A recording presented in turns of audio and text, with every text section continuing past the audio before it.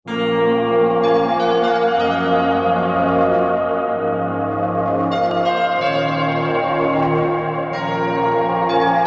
वालेकुम, मेरा नाम आयशा अर्शद शाहनवाज़ है और मैं एक पेंटर और स्कल्प्टर हूँ।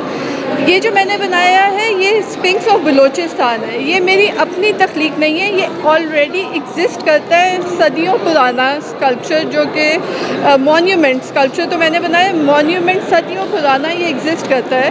It's huge, it exist in Balochistan. ये बनाने का मकसद ये था कि हुकूमत वक्त को और आवाम को और इंटरनेशनल हेरिटेज साइट के लोगों को मुतवज्जो किया जाए कि हमारे पास एक इतना बड़ा कोहिनूर हीरा है और हम उसको इग्नोर करके बैठे हुए हैं। ये एक बहुत बड़ी क्या कहना चाहिए, हमारी हिस्टोरिकल हेरिटेज है और इसके ऊपर काम होना चाहिए।